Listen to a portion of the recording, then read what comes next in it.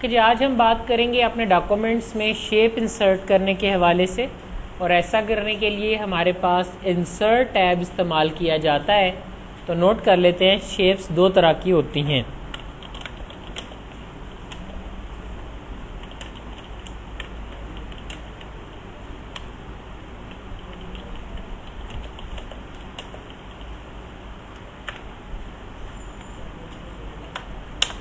Number 1,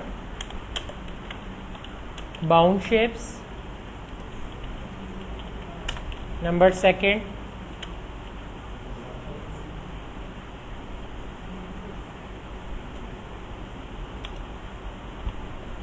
unbound shape.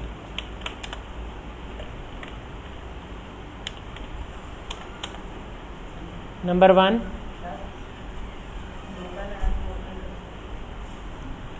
Bound shapes.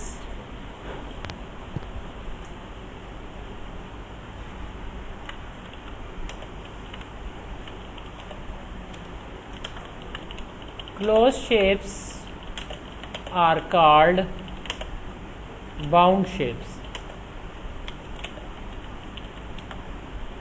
We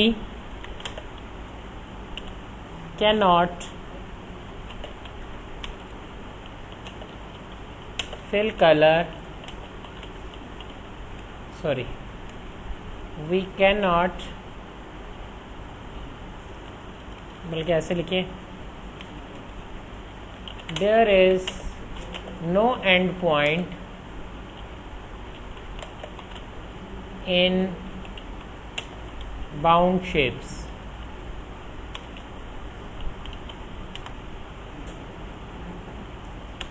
We can fill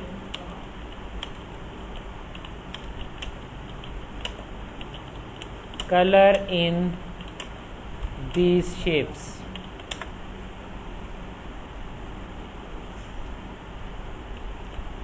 Unbound shapes.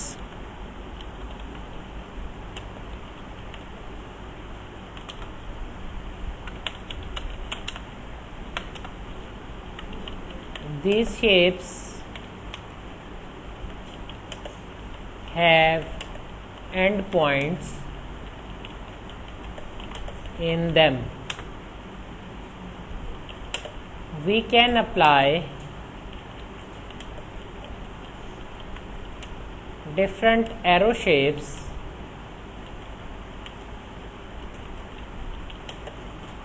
on these objects.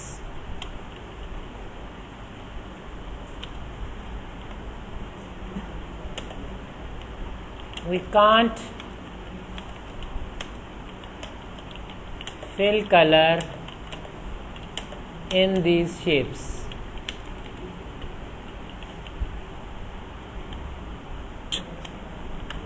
Nodes. There are 3 types of nodes available in MS Word shapes. Number 1, skew nodes, stretch nodes,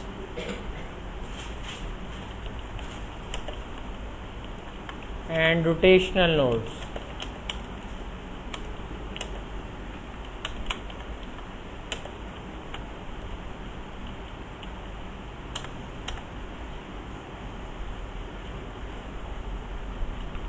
Skew nodes yellow in color,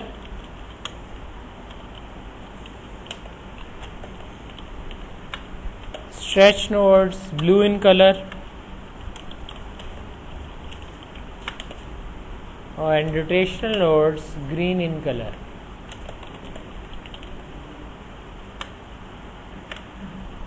हमने कहा हमारे पास 3 तरह की nodes होती हैं, yellow, blue और green. तो देखते हैं कि ये किस तरह से काम करते हैं। मैंने एक नया पेज लिया, मैं इस पे अपने ऑब्जेक्ट को ड्रॉ करता हूँ। Control N, insert illustrations and then shape।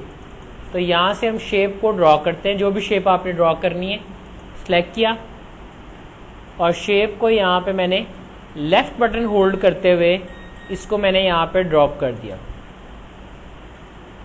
अब जब आपने शेप ड्रॉ कर लिया, आप उसमें कोई भी कलर फिल करना चाहते हैं तो जो भी कलर आप फिल करना चाह रहे हैं या जो भी आप इसमें कलर या इम्प्लीमेंट करना चाह रहे हैं वो यहाँ से आप परफॉर्म कर सकते हैं।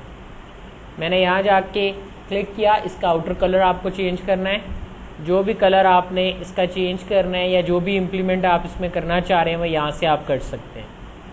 दोबारा देखिए, मैंने यहाँ पर जाकर इंसर्ट शेप और शेप से कोई भी शेप सेलेक्ट की।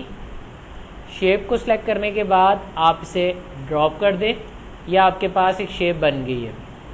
अगर आप इसके अंदर कोई और डिज़ाइन फिल करना चाह रहे हैं तो किसी भी डिज़ाइन पे क्लिक कर दें, आपके पास उस डिज़ाइन की शेप जो है वो आ जाएगी। आप उस डिज़ाइन से शेप को देख सकते हैं।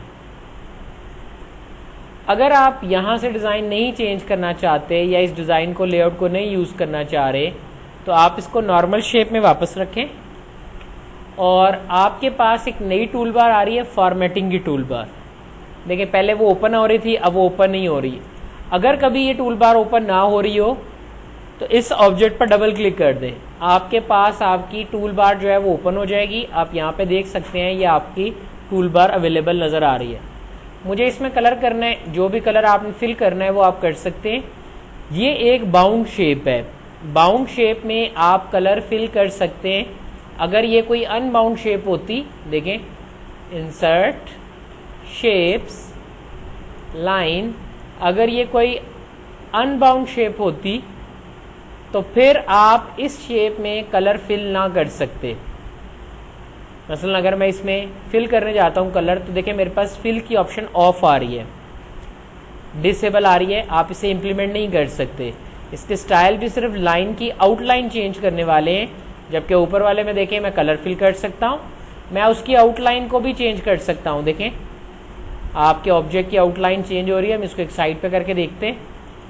अब आप देख सकते हैं कि कोई भी कलर जो आप इसमें फिल करवाना चाहते हैं वो यहाँ से आप चेंज होते हुए इसके आउटलाइन में देख सकते हैं। मैं इसकी आउटलाइन की विड्थ बड़ी कर देता हूँ, तो आप इसकी आउटलाइन की विड्थ डार्क कर दें। अगर आप इसकी आउटलाइन को डॉटेड करना चाहते हैं, आप डैश स्टाइल में जाएं। जो भी स्टाइल्स आप यहाँ से यूज़ करना चाहते हैं वो आप यहाँ से परफॉर्म कर सकते हैं। अगर आप इसकी आउटलाइन का कलर चेंज करना चाह रहे हैं तो आप इसका कलर भी चेंज कर सकते हैं। यानी इसका मतलब ये है कि आप किसी भी क्लोज्ड शेप या बाउंड शेप के अंदर कलर भी फिल कर सकते हैं और आउटलाइन भी चेंज कर सकते हैं। जबकि एक अनबाउंड शेप में, जिसमें आपके पास एंड पॉइंट्स नज़र आ रहे हैं, आप इसमें कलर फिल नहीं कर सकते, बट आप इसकी आउटलाइन को तब्दील कर सकते हैं। आप इसकी आउटलाइन पर डिफरेंट इम्प्लीमेंट परफॉर्म कर सकते हैं। नेक्स्ट मेरे पास डिफरेंट शेप इफेक्ट्स हैं जो कि मुझे इसके हवाले से ऑलरेडी अवेलेबल नज़र आते हैं, जो इस पर तो आपको इतने क्लियर नज़र नहीं आएंगे। ये बाउंड शेप पर आप क्लियर देख सकते हैं, पर वो हम बाद में देखते हैं। पहले हम इस ऑब्जेक्ट की फॉर्मेटिंग करना चाहते हैं। मैंने इस पर राइट क्लिक किया और फॉर्मेट शेप की ऑप्शन सेलेक्ट कर ली। नोट कर लीजिएगा, right click on the object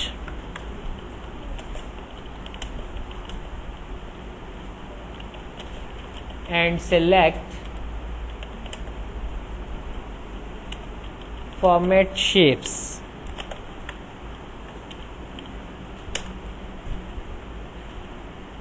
तो आप कोई भी ऑब्जेक्ट जो है वो यहाँ से जाकर सिलेक्ट कर सकते हैं या आप उसके हवाले से वर्किंग उसकी फॉर्मेटिंग कर सकते हैं।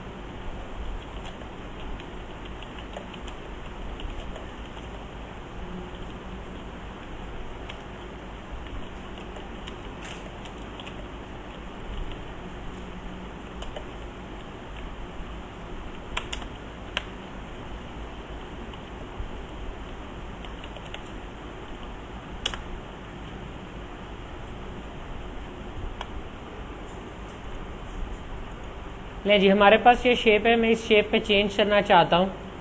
मैंने इस शेप पर राइट क्लिक किया और फॉर्मेट शेप में चला गया। फॉर्मेट शेप में मेरे पास ऑप्शन आई है डिफरेंट।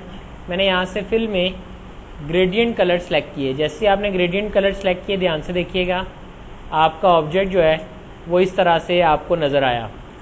सॉलिड फिल था, ग्रेडियंट फिल, मैंने ग्रेडियंट फिल सेलेक्ट किया है, ये इस तरह से नज़र आ रहा है। अगर आप इस पर कोई पिक्चर लगाना चाहते हैं वो भी कर सकते हैं, कोई पैटर्न लगाना चाह रहे हैं तो वो भी आप यहाँ पे फिल करवा सकते हैं।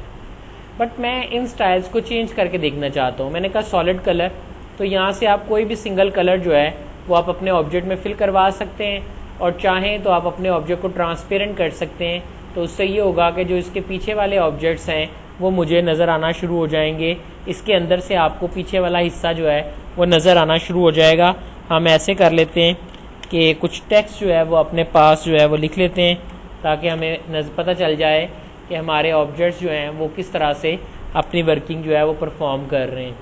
सो अब आप अपने ऑब्जेक्ट को देखें, आपका ऑब्जेक्ट जो है वो हालांकि ऊपर पड़ा हुआ है, लेकिन क्योंकि वो ट्रांसपेरेंट है इसलिए उसमें से पीछे वाला टेक्स्ट जो है वो मुझे नज़र आ रहा है। मैं ग्रेडियंट कलर फिल करता हूँ, मेरे पास डिफरेंट ग्रेडियंट स्टाइल्स मौजूद हैं। आप यहाँ से कोई भी ग्रेडियंट कलर ले लें। अगर आपको कोई कलर अच्छा नहीं लगता तो आप यहाँ से कोई भी कलर लें और इनके ग्रेडियंट्स खुद भी बना सकते हैं। इस पट्टी को पकड़कर बाहर छोड़ेंगे तो ये ख़त्म हो जाएगी। देखें इसके कलर जो हैं वो ख़त्म हो चुके हैं, अब दो रह गए हैं, एक ये वाला, एक ये वाला। ये इसका स्टार्टिंग पॉइंट है, मैंने इस पर क्लिक किया, ये इसका स्टार्टिंग पॉइंट है, मैं इस पर रेड कर देता हूँ, और मैंने इस पर क्लिक किया, ये इसका एंडिंग पॉइंट है, मैं इसके ऊपर वाइट कर देता हूँ। सो ये मेरे पास रेड एंड वाइट स्टाइल जो है वो आ चुका है। अगर आप नए ग्रेडियंट से आते हैं, इसको पकड़ के आप कम ज़्यादा भी कर सकते हैं, ठीक। अदरवाइज़ आप यहाँ से इस पकड़िए टूल को और यहाँ जाके क्लिक करते जाएं। जैसे जैसे आप अपने ऑब्जेक्ट पे क्लिक करेंगे, ये ट्रांसपेरेंट नहीं है, ट्रांसपेरेंट पिछले वाली ऑप्शन थी, आप पीछे रह गए हैं। मैंने यहाँ पे क्लिक किया, मैं यहाँ पे जाके कलर चेंज करता हूँ, मैंने ब्लू कर दिया। मैंने इस एरिया में कलर करना है, इसको सिलेक्ट किया, इसको आप जाकर ऑरेंज कर देते हैं। नेक्स्ट वाले को आप सिलेक्ट करते हैं, उसका कलर जाकर आप लाइट ब्लू शेड दे देते हैं, और लास्ट वाला आपका ऑलरेडी वाइट है। अगर आप वाइट ज़्यादा करना चाह रहे हैं, इसको पीछे की तरफ लेके आए, नीचे आप देख सकते हैं कि वाइट आपके पास बढ़ रहा है। कल को आप में से कोई भी आगे ग्राफिक्स के किसी सॉफ्टवेयर में जाएगा तो वहाँ ये सब वर्किंग इस तरह से परफॉर्म होती है। आप ये सारा इम्प्लीमेंट इस तरह से देख सकते हैं। तो आप इस तरह से कोई भी वर्किंग जो है या कोई भी फंक्शनलिटी जो है वो परफॉर्म कर सकते हैं। चेंज करना चाहते हैं, क्लिक करें, आप यहाँ पे अपना कलर चेंज कर लें। मैं ये चाहता हूँ सेंटर में मैंने वाइट कलर लिया, ये मेरे पास इस तरह से आ गया। आप इसकी ब्राइटनेस ज़्यादा करना चाह रहे हैं, कम करना चाह रहे हैं, ये भी आपके पास ऑप्शन मौजूद है। आप अपनी मर्ज़ी से इसकी ब्राइटनेस को ज़्यादा या कम कर सकते हैं। तो जहाँ पर भी आप इसे रखना चाहते हैं, डल करना चाह रहे हैं, ब्राइट करना चाह रहे हैं, वो आप यहाँ से मैनेज कर सकते हैं। अगर आप इस एंगल को रोटेट करना चाहते हैं तो आप इस एंगल को रोटेट भी कर सकते हैं। आप देख सकते हैं कि उसी कम्बिनेशन के ऊपर अब आपके पास आपका जो ऑब्जेक्ट है वो आपको अपने कलर कम्बिनेशन में मूव करता हुआ नज़र आ रहा है। इस वक्त ये तमाम सेटिंग लीनियर सेटिंग्स हैं, यानी आपकी वाइट लाइन एक लाइन की शक्ल में आपको नज़र आ रही है। अगर आप रेडियल करेंगे तो ये एक रेडियल शक्ल में आ जाएगी, सर्कुलर शेप में आप देख सकते हैं, कॉर्नर कर्व शेप में देख सकते हैं, आर्क की शक्ल में देख सकते हैं। अगर आप इसे रेक्टेंगल शेप में देखना चाहें तो आप इसे डिफरेंट रेक्टेंगुलर शेप्स में देख सकते हैं। तो ये तमाम ऑप्शंस आपके पास ग्रेडियंट्स के अंदर यहाँ पे मौजूद हैं। और अगर आप चाहते हैं कि आप इसे किसी पाथ पे देखें तो वो भी आप अपनी मर्ज़ी से डिफ़ाइन कर सकते हैं, वो भी आप अपनी मर्ज़ी से जो है वो परफॉर्म कर सकते हैं। जो भी आपने अपनी फंक्शनलिटी जो है वो मैनेज करनी है वो आप यहाँ से परफॉर्म कर सकते हैं। यहाँ तक क्लियर है जी सबको? ओके। नेक्स्ट ऑप्शन में हमारे पास ऑप्शंस आ रही हैं कि आप ब्राइटनेस या कम या ज़्यादा कर सकते हैं। उसके बाद ट्रांसपेरेंसी भी है, आप किसी एक कलर के ऊपर ट्रांसपेरेंट भी कर सकते हैं। देखिए मैंने ये बाहर वाले कलर को सिलेक्ट किया और मैं इसके अंदर ट्रांसपेरेंसी दे रहा हूँ, तो देखिए उस कलर के अंदर से आपको जो टेक्स्ट है वो नज़र आना शुरू हो जाएगा। अगर आप चाहते हैं कि आपकी शेप आपके ऑब्जेक्ट के साथ रोटेट करे तो वो भी आप यहाँ से कर सकते हैं, ये मैं भी आपको बाद में करके दिखाता हूँ। नेक्स्ट, ये तो था कि मैंने खुद से एक रेडियल कलर बनाया और मैंने उसे यहाँ से फिल कर लिया। मैं क्लिक करता हूँ पिक्चर के ऊपर, आप यहाँ से कोई भी पिक्चर जो है वो सिलेक्ट कर सकते हैं, जो भी आपने वर्किंग चाहिए, आपको जो भी स्टाइल आपने देना है वो यहाँ से आप ले सकते हैं। जो भी इफेक्ट आप जनरेट करना चाहें आप जनरेट कर सकते हैं। मैंने यहाँ से फाइल पे क्लिक किया। अगर आप अपनी मर्जी की कोई फाइल यूज़ करना चाहते हैं आप वो फाइल भी यूज़ कर सकते हैं फाइल के ऑप्शन से। इसी तरह आपके पास क्लिपबोर्ड की ऑप्शन भी है, क्लिप आर्ट आप यूज़ कर सकते हैं। अगर आपके पास कोई क्लिप्स मौजूद हैं तो आप उन्हें भी यूटिलाइज कर सकते हैं। मैं कहता हूँ दिस पिक्चर एज टेक्सचर, इससे ये होगा कि ये पिक्चर अगर छोटी होगी तो छोटी छोटी तस्वीरों से मिलकर ये एक टेक्सचर की शक्ल जो है वो अख्तियार कर लेगी। फिलहाल इसे हम ऑफ कर रहे हैं। यहाँ पे आपकी इसके ऑफसेट है, कहाँ से कहाँ तक, लेफ्ट और राइट इसे यूज़ करें। अगर इसमें भी आप ट्रांसपेरेंसी चाहते हैं तो वो भी आप यहाँ से परफॉर्म कर सकते हैं। याद रखिएगा ऑफिस 2007 के अंदर ये ऑप्शंस इतनी डेप्थ में आपको नहीं मिलेंगी, ये ऑप्शन 2010 के अंदर ही अवेलेबल नजर आएंगी। Then we have a pattern, 2 colour जिनका आपने पैटर्न बनाना है। पैटर्न एक खास तरीकाकार को, एक खास तरतीब को कहते हैं। सो ये आपके पास इस तरह से आपके पैटर्न्स जो हैं वो आ जाएंगे और इस तरह से आप अपनी वर्किंग और फंक्शनलिटी को देख सकते हैं और इम्प्लीमेंट कर सकते हैं। So this are the fill workout जो कि हमारे पास इस तरह से आपको नजर आ रहा है। फॉर्मेट ऑटो शेप की मदद से मैं इसे देख सकता हूँ। आउटलाइन की बात करते हैं। आउटलाइन पर हमारे पास सबसे पहले लाइन कलर, मैं लाइन कलर से पहले लाइन स्टाइल में जाता हूं और लाइन स्टाइल को डॉटेड की बजाय इस वक्त डार्क लाइन में कन्वर्ट कर देता हूं। थोड़ी सी विड्थ बड़ी कर देता हूं ताकि आप सबको नजर आ सके कि बेसिकली आउटलाइन पे क्या हुआ है। मैंने आउटलाइन थोड़ी डार्क कर दी है। अब लाइन कलर्स में आए और जो भी कलर आप लगाना चाहते हैं, मैं यहाँ पे सॉलिड कलर देना चाहता हूँ, आप सॉलिड कलर दे सकते हैं। जो भी कलर आपको बेहतर लगता है कि आप समझते हैं कि वो कलर आपके इम्प्लीमेंट करना चाहिए, वो आप यूज कर सकते हैं। You can also use the gradient colours, वही तमाम कलर जो आपने पहले फिल के अंदर किए हैं ये आप ग्रेडियंट में कर सकते हैं। याद रखिएगा नए वर्जन में ये ऑप्शन अवेलेबल है, पुराने वर्जन में आप ऐसा नहीं कर सकते। नेक्स्ट लाइन स्टाइल्स हैं, आप लाइन के स्टाइल को चेंज कर सकते हैं। डबल लाइन के अंदर, ट्रिपल लाइन के अंदर आप अपनी मर्जी से बॉर्डर स्टाइल एडजस्ट कर सकते हैं। Dotted style, dash styles, hash styles, ये सब आप यहाँ से अपनी मर्जी से जनरेट करवा सकते हैं। इसी तरह आप अपने ऑब्जेक्ट का शेडो भी जनरेट कर सकते हैं। देखिए अभी आपके पास कोई शेडो नहीं आ रहा, मैं क्लिक करता हूँ और मैं इसका शेडो अंदर की तरफ अगर करूंगा तो वो इतना प्रोमिनेंट नहीं होगा। मैं बाहर की तरफ शो करवा रहा हूँ तो नीचे आपको इसका शेडो नजर आ रहा है।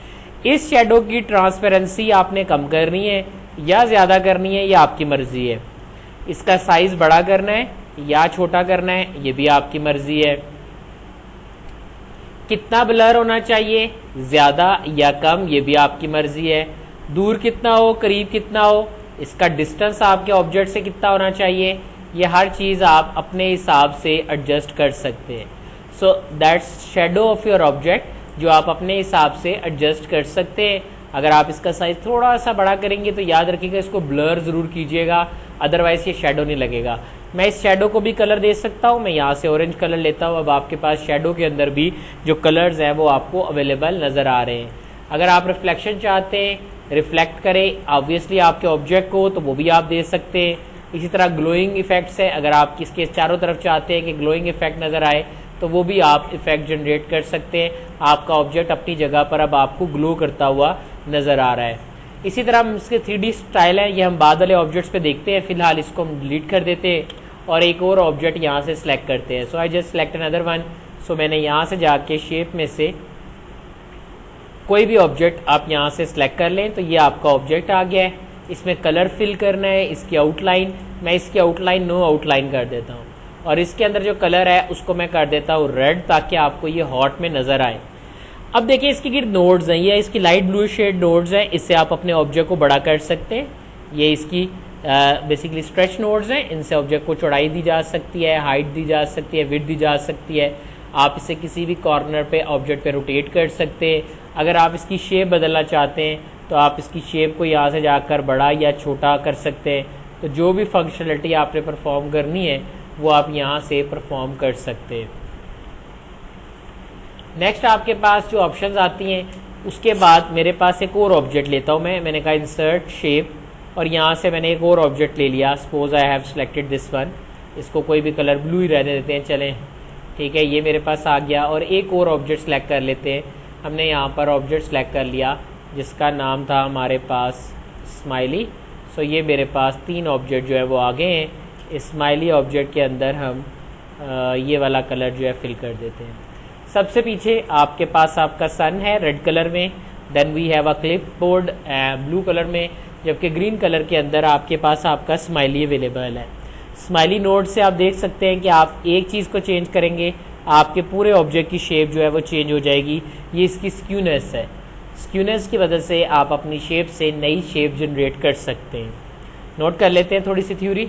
हमने कहा जी हमारे पास जो ऑब्जेक्ट्स हैं जो इस वक्त आप देख सकते हैं, इनमें एक चीज़ होती है इसे कहते हैं order.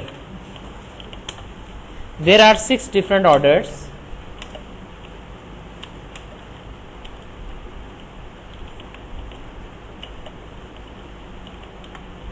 Number 1,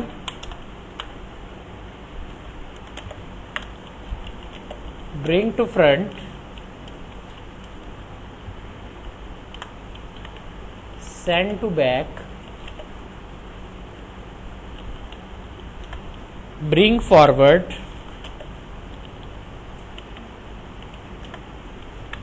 send backward,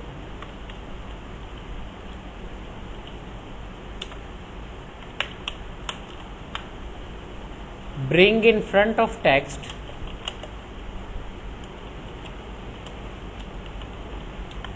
and send behind text.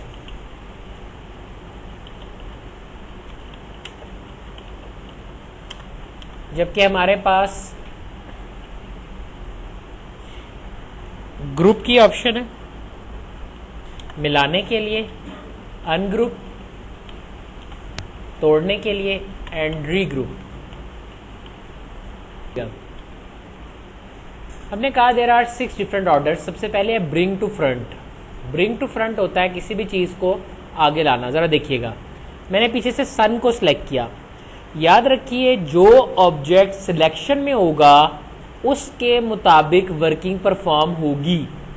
इस वक्त अगर सन सिलेक्शन में है तो अगर मैं अरेंज के अंदर देखता हूं तो मुझे डिफरेंट ऑप्शंस नजर आ रही हैं। यहाँ पे आप देख सकते हैं, अगर आपके पास जो है ना इसकी रेजोल्यूशन मैं ज्यादा करूंगा तो ये ऑप्शन आपको टॉप पर नजर आना शुरू हो जाएंगी।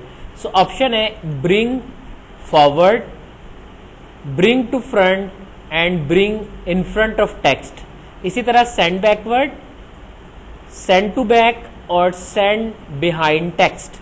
मैंने फिलहाल किया ब्रिंग फॉरवर्ड। जैसे मैंने ब्रिंग फॉरवर्ड किया आप देख सकते हैं कि आपका सन एक लेवल ऊपर आया है, आपका ऑब्जेक्ट जो है वो एक लेवल ऊपर आया है, यानी ब्रिंग फॉरवर्ड वो एक लेवल जो है वो आगे आया। अगर मैं सन को ही सिलेक्ट करते हुए यहां से करता हूं ब्रिंग टू फ्रंट, अब देखिए आपका सन सबसे आगे आ गया, यानी ब्रिंग टू फ्रंट में वो आपके पास सबसे आगे आ जाएगा, जबकि ब्रिंग फॉरवर्ड में वो एक स्टेप आगे आएगा। इसी तरह अगर मैं सन अब सबसे आगे है, मैं इसे कहता हूं send to back. Send to back से ये सबसे पीछे चला जाएगा। आप देख सकते हैं कि जैसे मैंने सेंड टू बैक किया, ठीक है, तो आपके पास ये सबसे पीछे चला गया।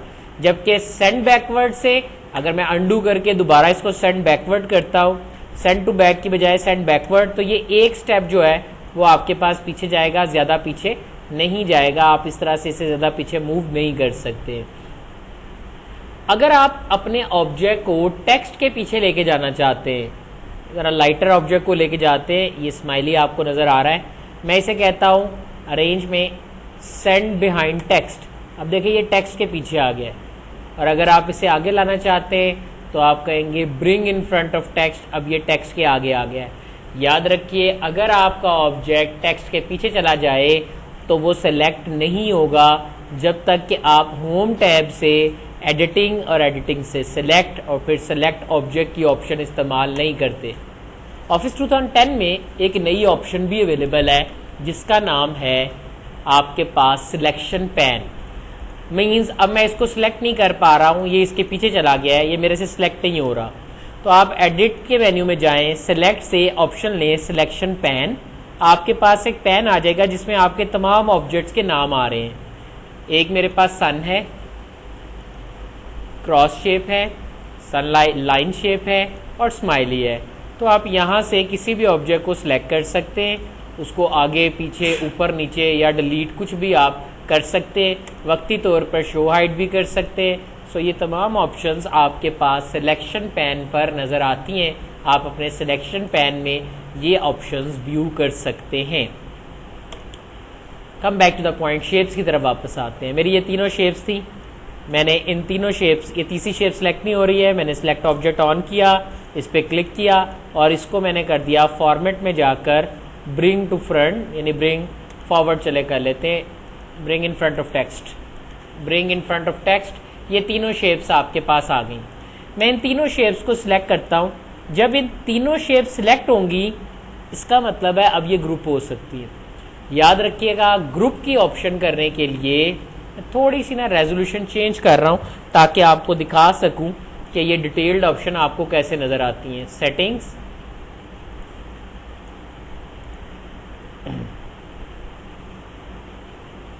अभी दिखाने के बाद मैं दोबारा से इसको चेंज कर दूंगा। ओके,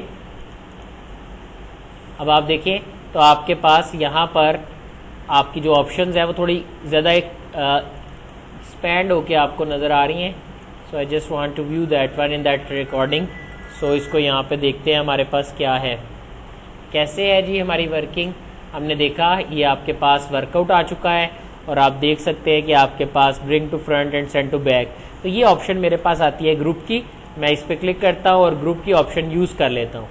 अगर आपने किसी एक ऑब्जेक्ट को सिलेक्ट किया होगा, जैसा कि देखिए हमने इंसर्ट से कोई एक शेप ड्रॉ की, लाइक ये शेप ड्रॉ की, इस शेप पर ग्रुप की ऑप्शन मुझे ऑफ मिल रही है, ये मुझे ऑन नहीं मिलेगी। ये सिर्फ उस वक्त ऑन मिलेगी जब मैं एक से ज़्यादा शेप को सिलेक्ट करूँगा। तो जैसे मैंने कंट्रोल प्लस क्लिक के साथ एक से ज़्यादा शेप सिलेक्ट की, मेरे पास ग्रुप की ऑप्शन ऑन हो गई है और अब आप यहाँ से इन्हें ग्रुप कर सकते हैं।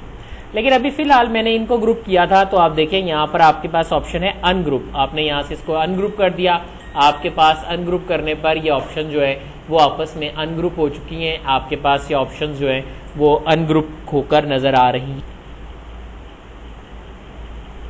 मिनिमाइज कर लेते हैं।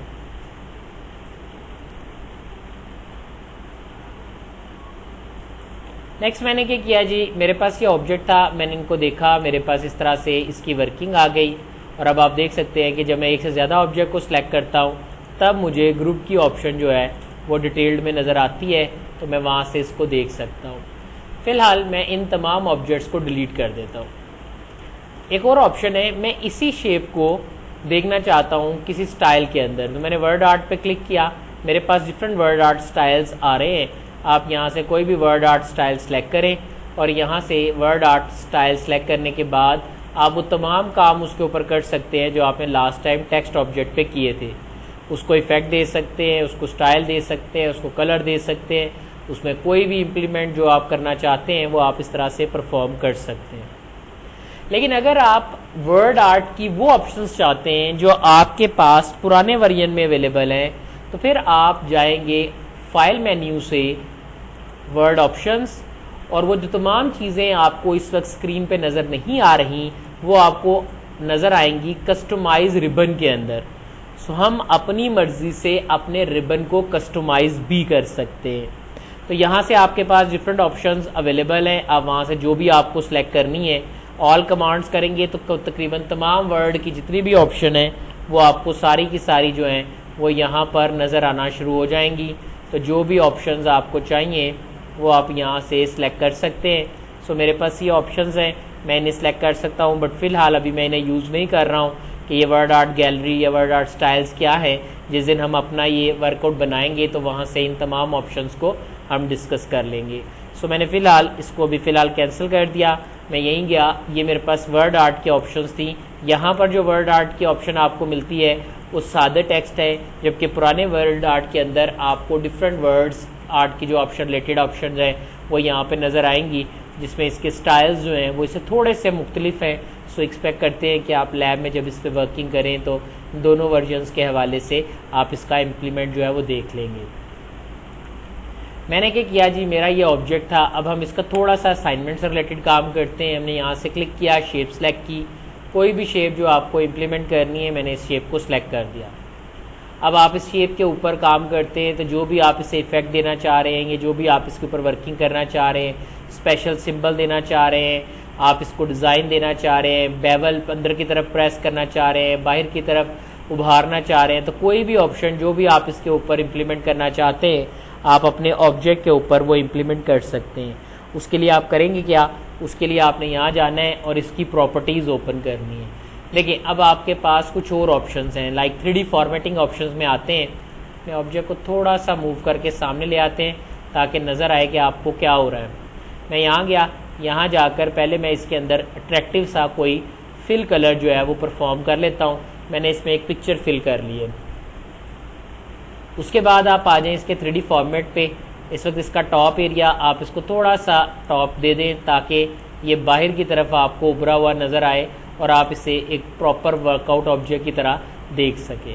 देन आप इसे जो भी मटेरियल देना चाह रहे हैं, इसकी लुक आप जिस तरह से भी सेट करना चाह रहे हैं, जो भी इफेक्ट आप इस पर जनरेट करना चाह रहे हैं, ये सारे स्टैंडर्ड इफेक्ट्स आपके पास मौजूद हैं। लाइटिंग इफेक्ट्स के हवाले से आप इसको डल करना चाह रहे हैं, लाइटिंग शेड देना चाह रहे हैं या कूल शेड देना चाह रहे हैं, तो कोई भी वर्किंग आप परफॉर्म कर सकते हैं। प्लस अगर आप अपने ऑब्जेक्ट को रोटेट करना चाह रहे हैं तो आप इसे किसी भी एंगल के ऊपर जो है वो रोटेट कर सकते हैं। ये तमाम ऑप्शंस आपके पास अवेलेबल हैं।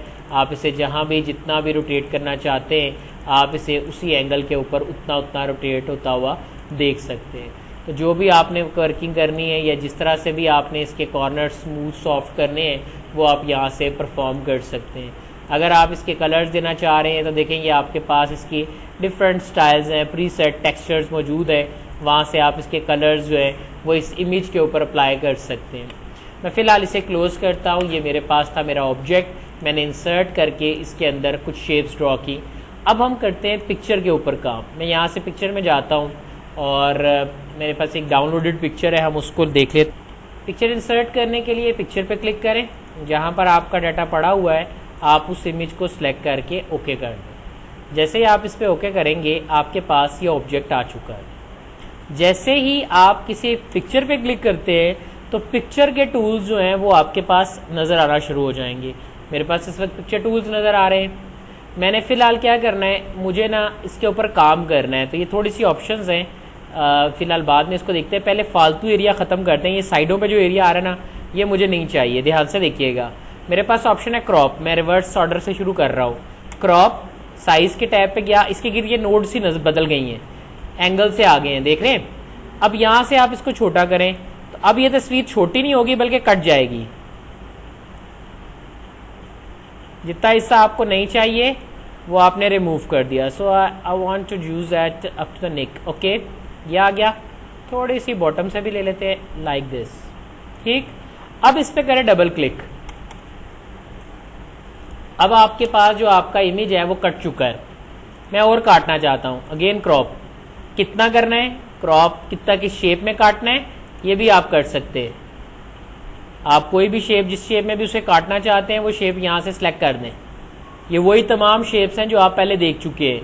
एडजस्ट रेशो, अगर आप इसकी रेशो बढ़ाना चाह रहे हैं, कम करना चाह रहे हैं, यह आपकी मर्जी है। सारी की सारी सेटिंग्स आप अपनी मर्जी से एडजस्ट कर सकते हैं। ऑफिस 2007 आपको किसी भी इमेज के अंदर बहुत ज़्यादा वर्किंग और बहुत ज़्यादा कंट्रोल प्रोवाइड करता है। ठीक, आपने इम्प्लीमेंट किया, आप इस तरह से इसे देख सकते हैं। But I don't want to use at that time. हमने क्या किया, इसकी एडजस्टमेंट की। मैंने फिर इसी इमेज को सिलेक्ट किया। जैसे मैं इमेज को सिलेक्ट करूंगा ना ऑप्शन वापस आ जाएंगी। आई जस्ट सेड फिल, अगर आप इसे फिल करना चाहते हैं, अगेन आप जिस तरह से भी इसको देखना चाह रहे हैं। मैं फ़िलहाल अपने ऑब्जेक्ट को वापस ले आता हूँ। मैं अपने ऑब्जेक्ट को वापस ले आया हूँ। अब मैं इसको दोबारा से कटिंग करता हूँ। मैंने कहा क्रॉप, मैनुअली कटिंग करनी है मैंने, तो थोड़ा सा और साइडों से काट लेते हैं। So I just want to use और रिमूव दिस एरिया। ओके, तो ये आपका ऑब्जेक्ट आ गया। अब मैनुअली भी आप इसका साइज सेट कर सकते हैं, लेकिन ये साइज है। अगर यहाँ से मैं इसको छेड़ूंगा तो आपके ऑब्जेक्ट का साइज 2x2 हो गया है, देखें। लेकिन ये देखिए एक मसला आ रहा है कि मैं यहाँ से इसको चेंज करता हूँ ना तो नीचे वाला चेंज हो जाता है। ये देखिए मैं इसे करता हूँ 1, मैंने ऊपर वाले को 1 किया। जैसे मैंने इस पर क्लिक किया अब होना चाहिए था 1 और 2, ये 1 और 1.9। यहाँ मैं करता हूँ 2, देखिएगा 2। ऑब्जेक्ट पे क्लिक करता हूँ तो वो ऊपर वाला भी चेंज हो जाता है। इस वक्त मेरा ऑब्जेक्ट आपस में एस्पेक्ट रेशो से जुड़ा हुआ है, यानी अगर मैं हाइट चेंज करता हूं तो विड्थ चेंज हो जाती है, विड्थ चेंज करता हूं तो हाइट चेंज हो जाती है। अगर आप मैनुअली करना चाह रहे हैं तो साइज की ऑप्शन ओपन करें और यहां जाकर आप इसके ऑप्शंस में लॉक एस्पेक्ट रेशो की ऑप्शन ऑफ कर दें, ओके करें। अब आप अगर इसको एक जगह से चेंज करेंगे तो दूसरी जगह पर आपके पास तब्दीली जो है वो नहीं होगी। आपके एस्पेक्ट रेशियोज अपनी वर्किंग आपको प्रॉपरली प्रोवाइड करेंगे। आप इन्हें यहाँ पर देख सकते हैं। मैंने कहा ये तो मेरा ऑब्जेक्ट ठीक हो गया, मैं इसको थोड़ा सा बड़ा करके मजीद देखता हूँ फॉर्मेट में मेरे पास और क्या है। आप इसे किसी भी एंगल पे रोटेट कर सकते हैं। ये चीज़ आप यहाँ से भी कर सकते हैं, यहीं से पकड़ें, कंट्रोल दबाकर इसे रोटेट कर लें। आपका एक ऑब्जेक्ट जो है वो दूसरी तरफ देख रहा था, अब दूसरी तरफ देख रहा है, इसलिए मैंने ऑब्जेक्ट पिक्चर जो है वो सिलेक्टेड ली थी। दोबारा देखिएगा, मैं अपने ऑब्जेक्ट्स को थोड़ा सा छोटा कर लेता हूँ अगर आप साइज वाइज छोटा करना चाहते हैं तो वो भी आपकी मर्जी है। साथ साथ रख लेते हैं ताकि आपको अंदाज़ा हो कि क्या चेंज आ रही है। दोनों का साइज हम कर लेते हैं 1 बाय 1, इसका साइज भी 1 बाय 1 कर देते हैं। ठीक है जी। अब आप इसको पकड़ें और इसको पकड़ के रोटेट कर दें तो आप देख सकते हैं कि आपके पास जो आपका ऑब्जेक्ट है वो अपनी डायरेक्शन बदलता हुआ आपको नज़र आ रहा है। आपका ऑब्जेक्ट आपके पास अपनी डायरेक्शन चेंज कर चुका है। मैं करता हूँ ये हूँ कि अपने पहले वाले ऑब्जेक्ट को फिर से एक दफ़ा बड़ा करता हूँ और इसकी फॉर्मेटिंग के ऑप्शन को मज़ीद एक्सप्लोर करता हूँ। सेम ऑप्शन है, ग्रुप अलाइन, सारी चीज़ें वही हैं। रैपिंग ऑप्शन हम नेक्स्ट टाइम इंशाल्लाह पढ़ेंगे।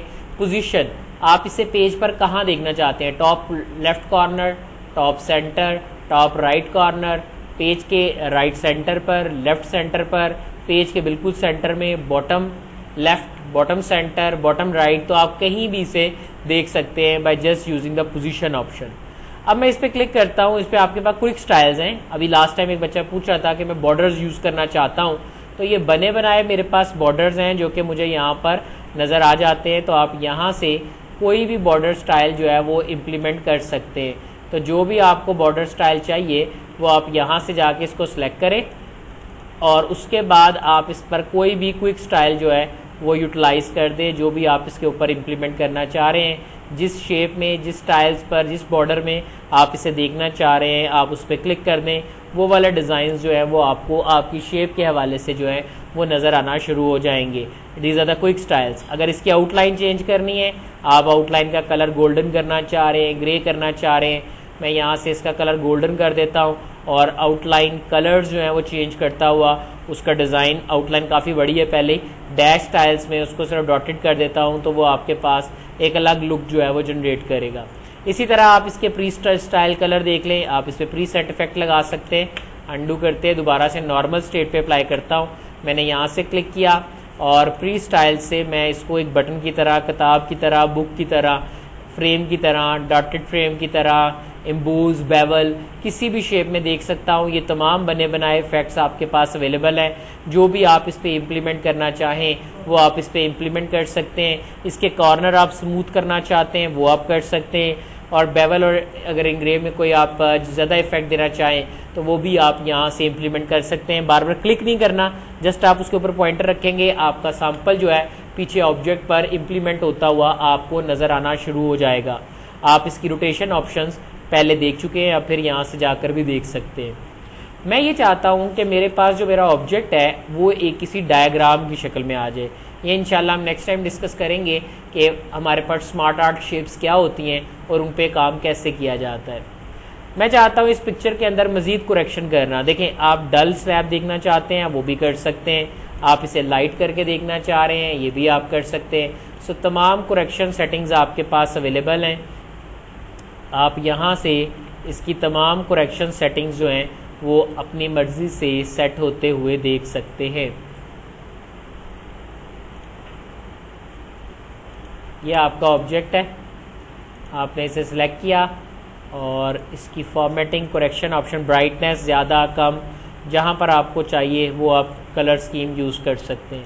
मैं चाहता हूँ मैनुअली करना, तो ये आपके पास ऑप्शंस हैं। उसी बॉक्स में यानी पिक्चर ऑप्शन में आपके पास ब्राइटनेस की ऑप्शन है, आप ब्राइटनेस बढ़ा सकते हैं, कम करना चाहते हैं आप ब्राइटनेस कम कर सकते हैं, आप कंट्रास्ट कम करना चाह रहे हैं वो कम कर सकते हैं।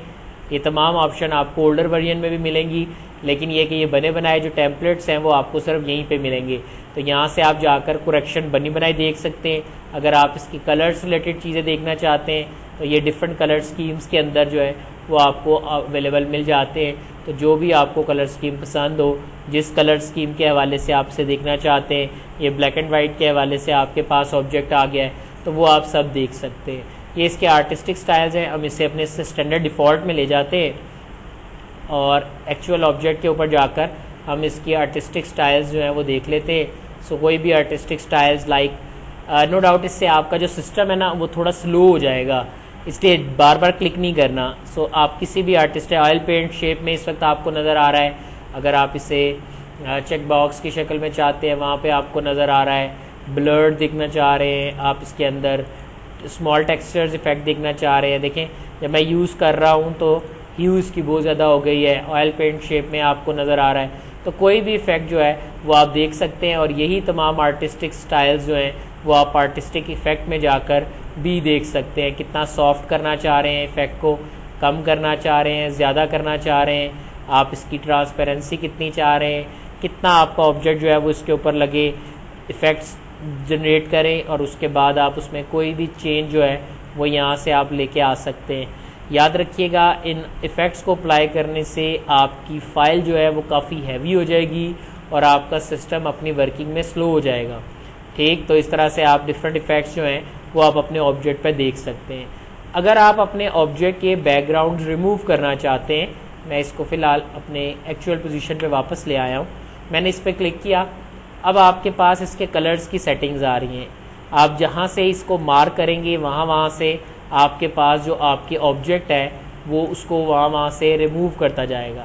करने के बाद आप एंटर कर दें, आपका ऑब्जेक्ट जो है वो आपको उसी एरिया में अवेलेबल नज़र आएगा।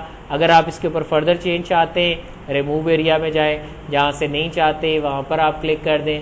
तो इस तरह से आप इसके अंदर फर्दर जहाँ से भी इसकी रिमूवल चाहते हैं वो आप कर सकते हैं। बाकी इंशाल्लाह हम इसको नेक्स्ट टाइम डिटेल में देखेंगे कि हम इसमें कौन कौन सी ऑप्शंस जो है वो देख सकते हैं।